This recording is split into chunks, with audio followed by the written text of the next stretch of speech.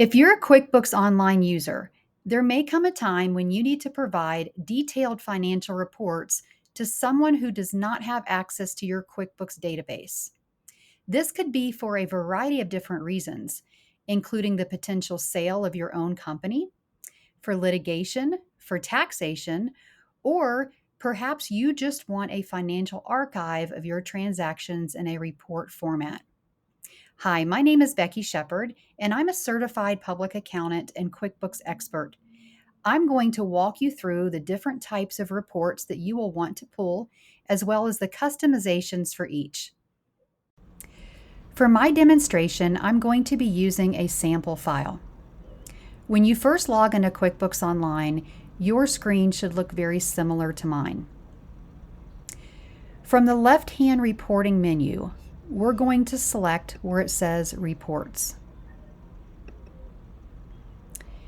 And then we're going to scroll down to the section that refers to For My Accountant. The first report that we're going to pull is the General Ledger. Once you locate General Ledger, just click on that lane. In my sample file, I only have data for 2024. Your file likely has data that goes back a number of years, so we want to make sure that we include all of that data. If you'll scroll all the way up to the top, use your drop-down and select All Dates. Now, if you notice, you have the option of choosing between cash or accrual accounting method. It defaults to accrual in this file, so go ahead and leave it at accrual for now, and then we're going to go over here and click on Customize. Once you have the Customize reporting option open, you want to click where it says Change Columns. And then be sure to select every available column.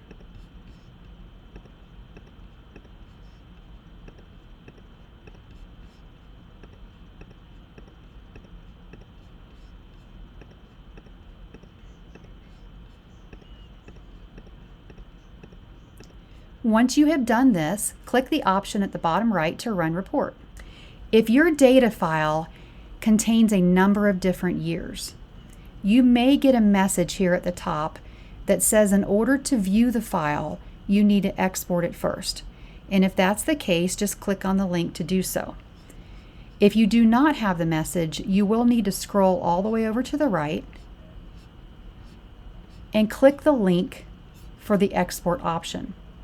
When you do that, you're going to see a couple of different possibilities: export to Excel, export to PDF, or add to management reports. Be sure you do the option to export to Excel. Once the report has exported to Excel, you want to save it. This is the General Ledger with all dates in the accrual basis.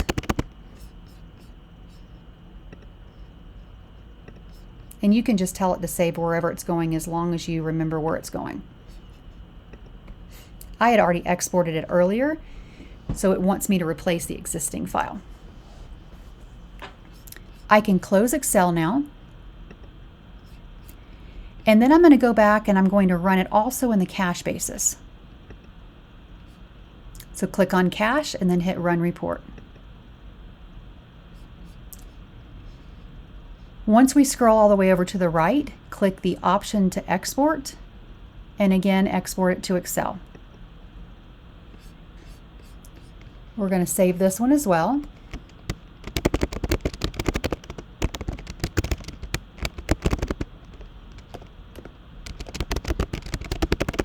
And this is the cash basis. So that's all we need to do for the General Ledger. To go to our next report, we just scroll up to the top and click the link that says Back to Report List. We're going to scroll all the way back down to the bottom. Under the section For My Accountant, you're going to select where it says Journal. If your report pulls up in this new enhanced method, feel free to click over to this Switch to Classic View option. I think it's a better version of the report in terms of just look and feel. Scroll all the way up to the top and use the drop down to select all dates. Now, if you will notice, there is no option between cash and accrual on the journal report, and that's okay.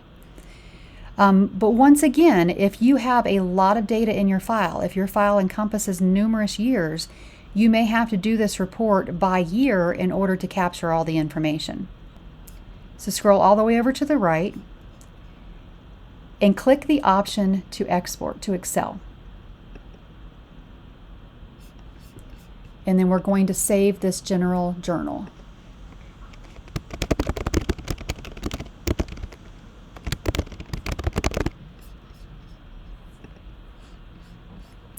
Then you can close Excel.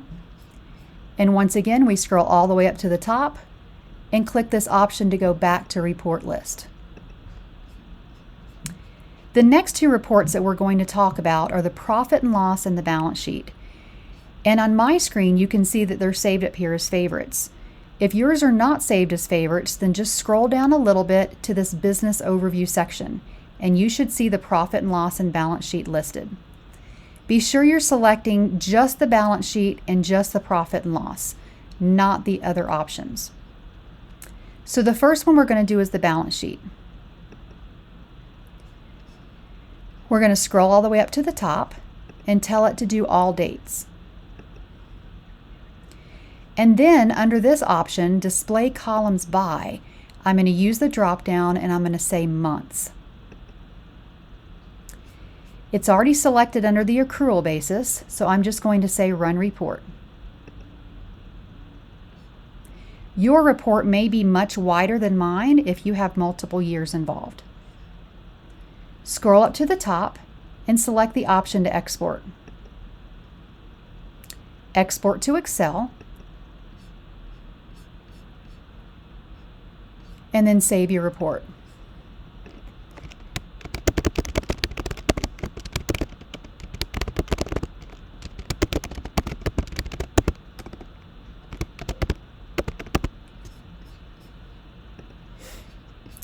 And then close Excel, switch over to the cash basis.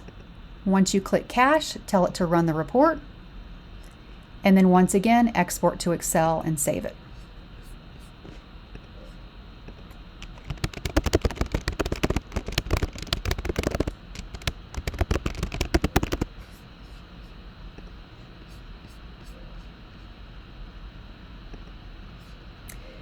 Once you've done that, scroll all the way back up to the top, click on the link to go back to the report list. This time we're going to choose the profit and loss.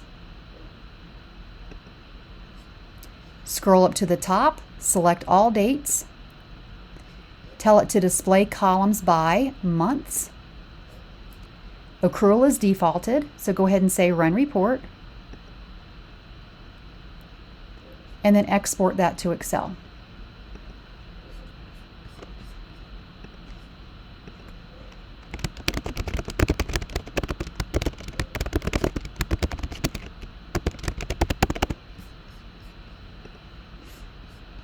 Close Excel, flip it over to cash, rerun your report, and export it to Excel again.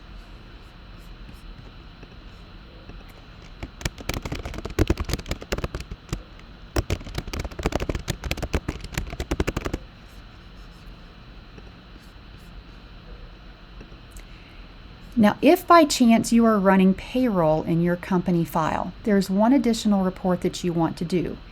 In my sample file, payroll is not active. So I'm going to walk you through the process, but I can't quite show you exactly how it's done without this being active in my file. Where you're going to find the report, if you go back to your reporting menu, scroll down to the section that refers to your employees. If you have payroll active in your file, you're going to have a lot more options than just the 3 that you see here. The report that you're looking for is called Payroll Summary by Employee. So when you click that Payroll Summary by Employee report, you're going to do the same thing that we've done on the other reports. You're going to select your date range of all dates, and then you're going to export it to Excel. Thank you for joining me today.